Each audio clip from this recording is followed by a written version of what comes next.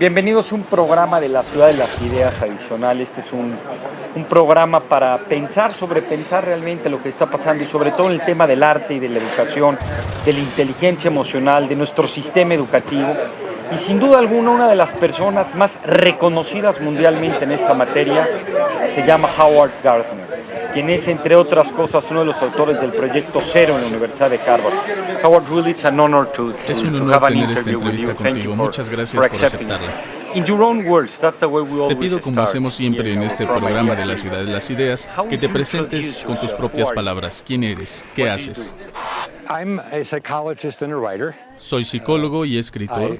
I was born in America, but of German Nací Jewish en los parents Estados Unidos. Mis who padres escaped eran Nazi judíos Germany, and alemanes that's que an escaparon de la important part of Alemania my nazi, y esa es una parte identity. importante en mi identidad. Which year did they ¿En qué año They escaparon? escaped in 1938.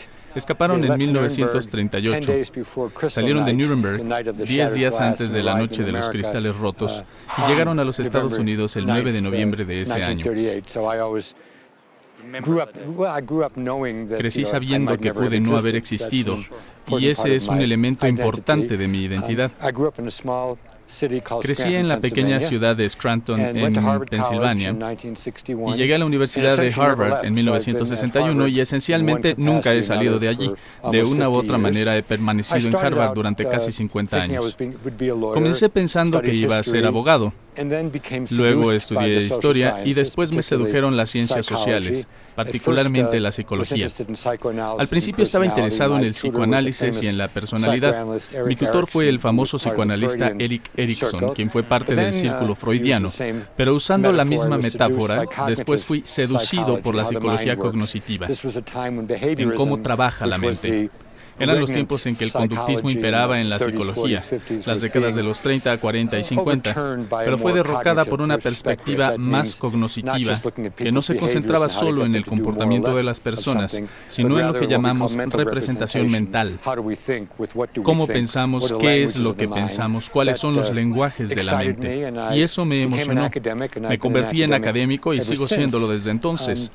Durante los primeros 10 o 20 años, principalmente fui un psicólogo, pero luego la gente en el área de la educación se interesó en mi trabajo y entonces me transformé en un psicólogo / educador. Y ahora que he escrito acerca de muchos temas, soy aspirante a intelectual público. ¿Cuántos libros has escrito? Unos 20. Siempre que voy a alguna librería en los Estados Unidos, me encuentro algún nuevo libro escrito por ti. Estoy impresionado. Debo mencionar que tengo una excelente editorial en español, que es Paidós, y siempre tiene mis libros listos de inmediato. De muchas maneras se habla de la inteligencia, de lo que significa. Se ha dicho que hay muchas inteligencias y también que ser inteligente es ser bueno en algo. ¿Podrías elaborar acerca de este tema? Hay muchas inteligencias, pero ¿cuál es la esencia de la palabra?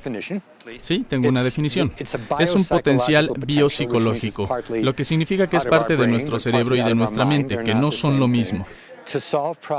Para resolver problemas, para hacer cosas que son valoradas en cuando menos una cultura o comunidad.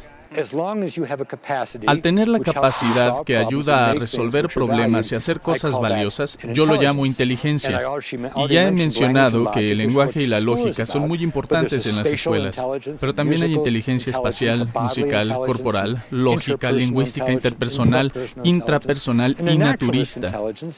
Cada uno de estos potenciales cerebrales puede ser usado o no en las sociedades para hacer cosas y para resolver problemas. Voy a darte un ejemplo concreto.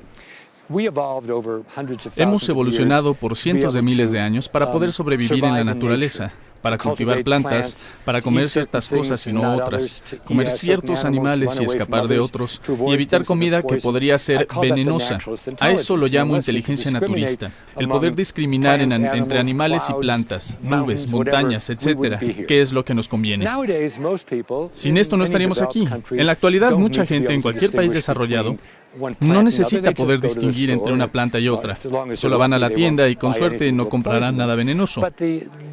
El sistema nervioso humano es muy oportunista y la misma red neurológica del cerebro, que hace 50.000 años nos permitía sobrevivir en el este de África, la usamos ahora para el consumo. Así compras un suéter en lugar de otro, un coche en vez de otro. Estás usando esta competencia cerebral naturista para algo que se valora en las sociedades actuales.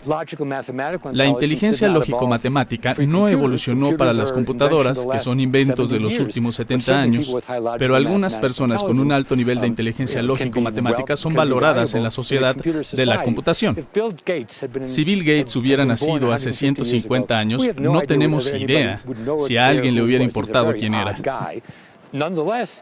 Hoy es muy especial porque tiene un cerebro perfectamente adecuado a los tiempos en que el hardware y el software se volvieron importantes. De hecho, esto es similar al libro de Malcolm Gladwell, The Outliers, los fuera de serie. ¿Lo leíste? Ese es el punto. La suerte tiene que ver en todo. También se involucran la suerte y el tiempo. El hecho de que Gladwell menciona que la gente que nació entre 1954 y 1955 y que ha sido responsable de los descubrimientos e inventos que hoy damos por sentado, no tiene nada de especial el hecho de que haya nacido en esos años. Nada sucedió en las manchas solares o algo así. Solo significa que a los 15 años podían programar computadoras durante 20 horas al día. De hecho, así fue como iniciaste esa conversación. Mi familia llegó en 1938, y de dónde vienes, eso hace la diferencia, tus circunstancias. Soy muy afortunado. Cuando se dio la situación del 11 de septiembre, cuando las Torres Gemelas cayeron y Estados Unidos perdió su inocencia, puedo decir que tuve la oportunidad de pasar mi vida de adulto en un tiempo de posibilidades en que había muy pocas barreras.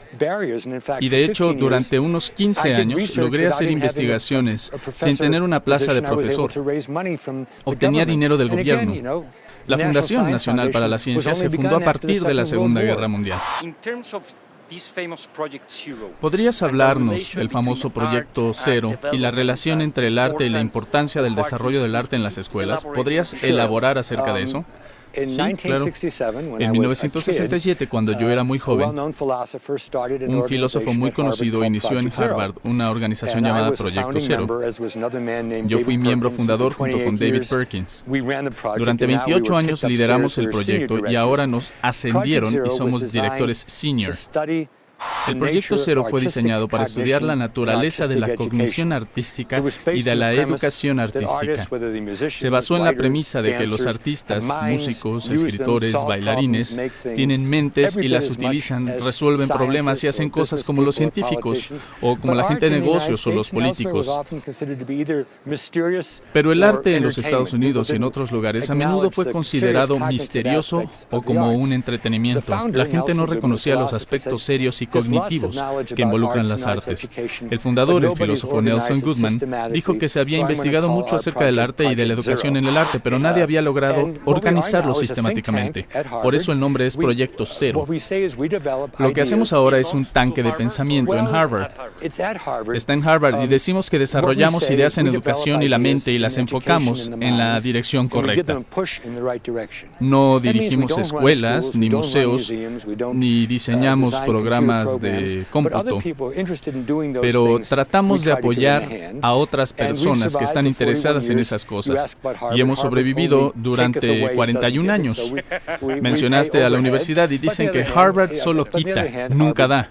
Nosotros lo hemos logrado y además ha sido un buen hogar. Tenemos 12 investigadores principales, gente que busca fondos, entre ellos mi esposa Ellen Weiner, que es psicóloga y una educadora de las artes muy importante. Creo que hoy la conociste. Ella ha sido investigadora por 35 años y hay mucha gente muy conocida en esta área.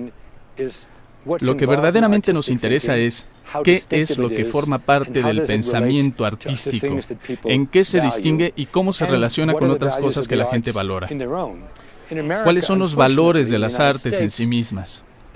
En los Estados Unidos, desafortunadamente, las artes son justificadas con relación a cosas fuera de las artes. Planteamientos como, serás mejor para presentar exámenes o serás un mejor hombre de negocios. Y eso está bien, si fuera el caso. Pero nadie se ha puesto a decir, si estudias matemáticas serás un mejor músico o si tienes éxito en los negocios vas a ser un mejor artista.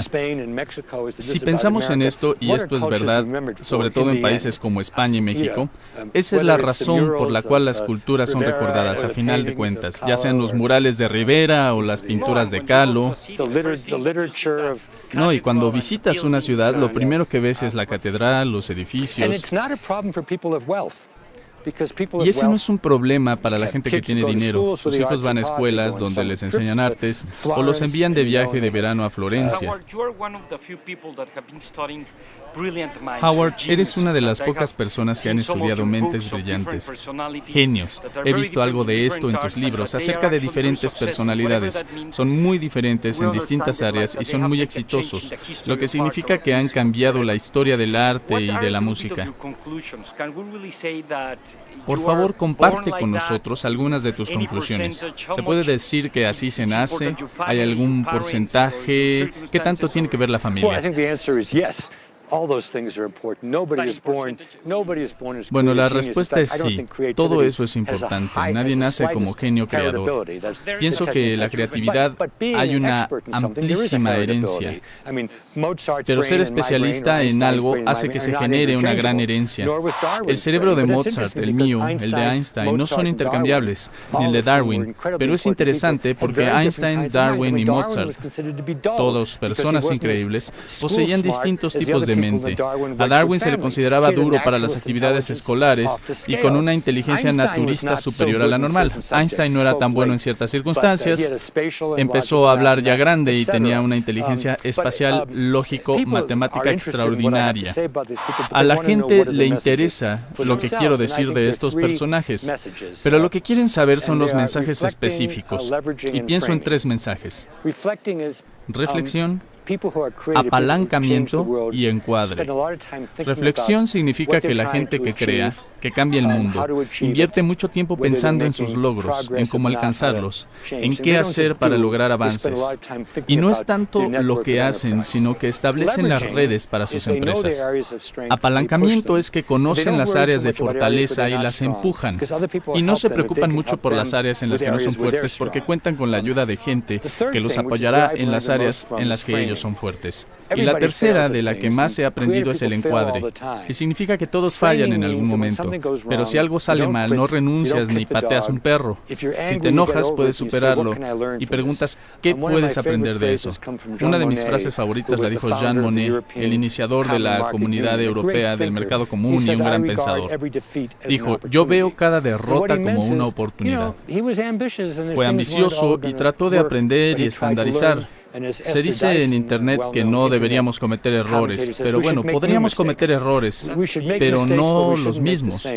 Cometamos nuevos errores. Y estas son las lecciones que les trato de enseñar a mis muchachos. Y les digo que nosotros no vamos a ser genios creadores, yo no soy un genio creador, sino que aprendo de modelos de rol acerca de la reflexión, el apalancamiento y el encuadre.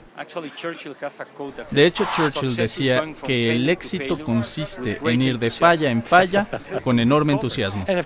Por cierto, Churchill es un personaje interesante. Si hubiera muerto en 1940, habría sido una figura un tanto extraña en la historia, pero hubo una convergencia en el sentido de Gladwell. Un británico con un liderazgo dinámico que si se hubiera rendido, habría determinado el curso de la historia completamente diferente. We really thank you very, very much. Actually, Te agradecemos enormemente. Me encantará invitarte a la Ciudad de las Ideas para hablar en el año 2010. Estar en contacto y hablar de un proyecto de educación para México. Valoro lo que haces y lo que has escrito y ha sido un honor para la Ciudad de las Ideas y para Proyecto 40 tenerte en nuestro programa.